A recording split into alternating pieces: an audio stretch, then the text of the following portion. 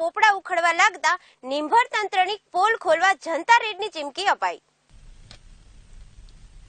ભ્રષ્ટાચાર અટકાવવા સડોદરના સરપંચ અશોકભાઈ ચોવટિયા, ઉપસરપંચ મહેશભાઈ હેરપરા, એપીડબ્લ્યુડીના જવાબદારોને લેખિત સ્ફોટક રજૂઆત કરી છે, જે આ રોડના કામ અંગેના ટેન્ડરની શરતો, સ્પેસિફિકેશનની નકલો સાથે રાખીને સ્થળ પર તપાસ કરાઈ છે। રોડ અને પુલિયાના ચાલતા આ કામમાં માટી, રેતી, સિમેન્ટ હલકી ગુણવત્તાની વપરાય છે, જેના લેબોરેટરી રિપોર્ટ પણ જાહેર કરાયા નથી। ત્યારબાદ પહેલા માટી, બાદમાં કાંકરી, ત્યારબાદ ડામરનું કામ કરવાનું હોય છે, તેનું પાલન થતું નથી।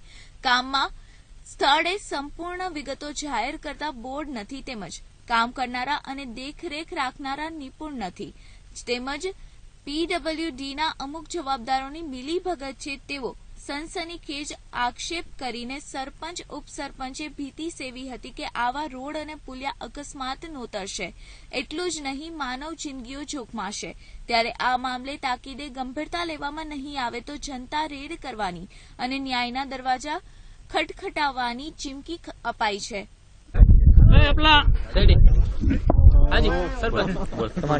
મારું નામ અશોકભાઈ અર્જુનભાઈ ચોવટિયા છે। હું ગામનો સળોદર ગામનો સરપંચ છું। અમારા ગામમાં રોડનું કામ ફૂલનાથથી દેવરિયા સુધી ચાલે છે, એકદમ તદ્દન નબળું ચાલે છે અને પુલિયાનું કામ એ એકદમ નબળું છે। પુલિયામાં એ લોકોએ 6 પાણી જ નથી છાંટતા અને 6 આની જ હરિયા નાખ્યા છે। બીજું નવા બનાવના જૂના પુલિયા એ લોકો હલાવે છે અને બીજું આ 5 ઇંચનો 5 થરનો રોડ છે અને 2 થરમાં એ લોકો રોડ આખો પૂરો કરે છે। સરકારી અધિકારીને અમે રજૂઆત કરી, અમે એને આરટીઆઈ માંગી છે તો અમને આરટીઆઈ આપતા નથી અને અમે આજે ગયા હતા એની પાસે ભાલોરિયા સાહેબ પાસે, એમને હરખો અમને જવાબ આપ્યો નહીં। એનું મારી પાસે શૂટિંગ છે, અમે એ લોકોનું શૂટિંગ ઉતાર્યું ભાલોરિયા સાહેબનું। 2 કરોડ 92 લાખનો રોડ છે, એ લોકોને 1.5 કરોડમાં જ પૂરો કરી દેવો છે।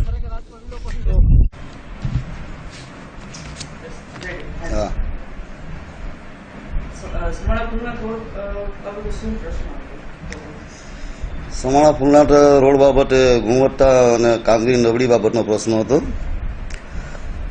પરંતુ આ રોડમાં કામગીરી ગુણવત્તા અને જરૂરી સ્પેસિફિકેશન મુજબ જ કરવામાં આવે છે અને વારંવાર સ્થળ સાઇટની વિઝિટ કરીને આ કામ પર વધારે ધ્યાન આપવામાં આવે છે। ત્યાંના લોકોનું કેવું છે આ કામ નબળું છે, પણ એ લોકોને સમજાવતા એ સમજવા તૈયાર નથી અને ટેકનિકલ જ્ઞાન ન હોવાને કારણે સમજી શકતા નથી।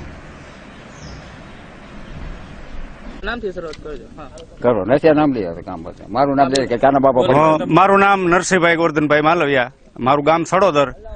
અમે આ રસ્તા માટે આજે બધા ગ્રામજનો અહીંયા એકત્રિત થયા છીએ। આની પહેલા પણ અમે બધા ભેગા મળી અને પુલના જે નબળા કામો છે, જે તે માલ છે, જૂના પથ્થરો, એમાં એમ કહી છેલ્લી કક્ષાએ તો આ ઝાડવાની ડાળીઓ, ખજૂરીઓ કાપી અને જે ભરતીમાં નાખે છે, અમે નજરે જોયેલું છે, કાઢીને પણ બતાવેલું છે, એના ફોટા પણ અમારી પાસે છે। તો અત્યારથી આ પોઝિશન છે તો આગળ જતા આ રસ્તાઓના પછી આ કામ પાછા થાય નહીં। આઝાદીના 70 વર્ષ પછી અમારા ગામને અત્યાર સુધીમાં કોઈ પણ જાતની યોજનાનો કોઈ પણ લાભ મળેલ નથી। અત્યાર સુધીમાં એક પણ યોજનાનો લાભ, આ તો પુલના કે કોઈ પુલ નથી, એ બેઠે બેઠું બનાવવાનું છે। આ તો અમારા સદભાગ્યે આજે અમને આ સરપંચ એવો ભામાસા મળ્યો છે, એના બળે અમે આ કાર્ય આગળ ધપાવી રહ્યા છીએ અને ગ્રામ લોકોનો બધાનો સહકાર છે। અને હાલમાં જે આ રોડ બની રહ્યો છે એ 5 થરનો બનાવવાનો છે, એને બદલે આની સ્થિતિ જુઓ, 2 થરનો છે। મોટરસાયકલ લઈને નીકળી તો પડી જવાય આવી સ્થિતિ છે। તો આમાં ડામર કે કોઈ રસ્તાની કોઈ સુવિધા નથી અને આના માટે અમે ઉગ્રમાં ઉગ્ર રજૂઆત કરી છે, ઉપર રજૂઆત કરી છે, અધિકારીઓને રજૂઆત કરી છે, છતાં કોઈ પણ જવાબ દેતા નથી અને એને એમ છે કે આ ગામમાં બધું હાલે છે, ખરેખર આ ગામમાં હાલતું હતું। Bharat Bhogayata, KTV news Gujarati, Jamnagar. હિંમતનગરના ટાવર ચોક ખાતે ભાજપ દ્વારા પ્રતિક ઉપવાસનું આયોજન કરવામાં આવ્યું।